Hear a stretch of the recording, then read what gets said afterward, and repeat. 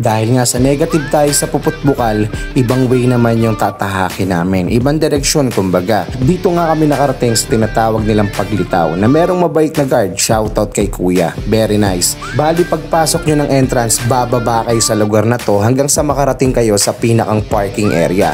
Kumbaga may gate at pagtapos ng isang gate, may isa pa ulit gate. Dito naman kayo pupunta para makapag-inquire at para na rin makapagbayad ng entrance. Ito pala kaganda rito. At feeling ko, mas napaayos pa kami. Mas pumabor pa na hindi kami nakapasok doon sa Puput Bukal kasi hindi rin namin matutuklasan yung lugar na to kung hindi rin nangyari yun. Yung akala kong simpleng resort lang kanina, ganito pala kaganda.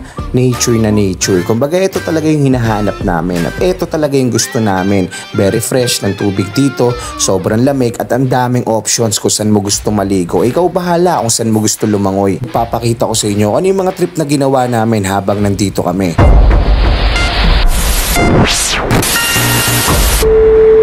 Ano pa nga bang kasunod ng mahaba at maulang biyahe? Ganito kagandang lugar.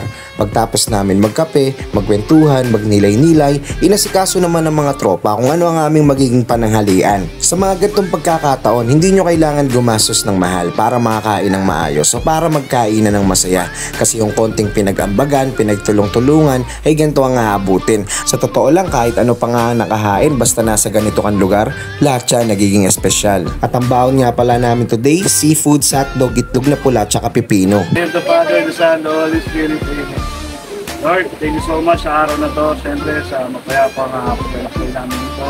At pagtapos ng panalangin, kainan na tayo. Shoutout nga pala kay IB, kay Badang dahil sa kanila galing yung seafoods, kay Boss J para sa itlog na pula at hotdog, kay Boss Rolly tsaka kay Jamie para sa kape, at syempre kay DJ Mango para sa baon naming kanin. Ito yung unang beses kami nag-rides na hindi na kami na malengke kasi napagtanto namin na sobrang damin talaga namin dala at mahirap naman masayangan. At dahil sobrang lamig nga rito, ayan, bumanat sila ng pilsen na may lagnat. Kasi sobrang lamig talaga rito at isipin mo nasa ganito kang lugar, nakababad yung paa mo dyan, chillin ka lang sa gilid, ini-enjoy mo yung kapaligiran, takas saglit, kalimot sa problema. Sobrang highly recommended talaga tong Paglitaw. Sa mga hindi pa nakakapunta rito, check out nyo na agad. Pwede nyo i-check sa Google kasi nandun lahat ng kumpletong detalye. Sobrang laki nitong lugar na to, ang daming pwedeng paliguan. At itong nakikita nyo, ayan lang yung malapit mismo o katabi mismo ng kubo namin. Nasakto yung punta at nakachamba lang din talaga kami na magandang spot. Ang dami yung pwedeng pwestuhan dito. Siguro mapapayo ko lang magbaon na lang kayo ng maraming init sa katawan kasi pag nagpunta kayo rito, sobrang lamig talaga. Pre, baklang bakla. Ayos! Malamig pero masarap. Pagtapos makaligo, makaidlip, makapagpahinga at masulit ang buong maghapon dito, syempre asikaso naman tayo para sa biyahe natin pag uwi. Medyo mahaba-haba ang biyahe, mahaba-haba ang araw at dadaan ulit kami sa mga dinaanan kanina. At ang payo ko sa inyo, pag umalis kayo, iwanan nyo ng malinis yung kubo. Kahit may mga bantay o tagalinis rito, pero syempre iba yung kayo din mismo. Kung ano yung kinalat nyo, itapon nyo sa maayos na basurahan para hindi masayang yung mga ganito kagagandang lugar. Ito yung mga makikita nyo o madadaanan nyo habang nilalakad nyo yung papunta rito o yung palabas dito sa lugar na to. Masabi ko parang all-in-one na siya eh. May gubat, may ilog, sariwang hangin, magandang tanawin, wala ka nang hahanapin kumbaga. At sa mga gantong klaseng lugar, hindi mo kailangan gumastos ng mahal para lang maging masaya.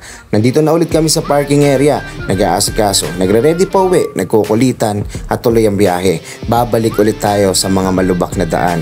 Ganun pa man, parte ito ng kwento. Ito yung nagpapasaya sa atin.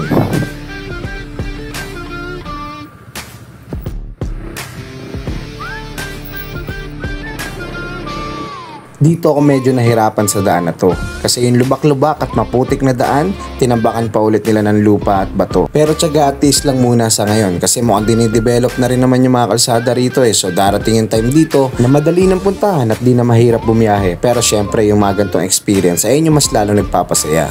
So paano? Maraming salamat sa panonood ng mga video ko. Hanggang sa susunod na vlog. Yeah!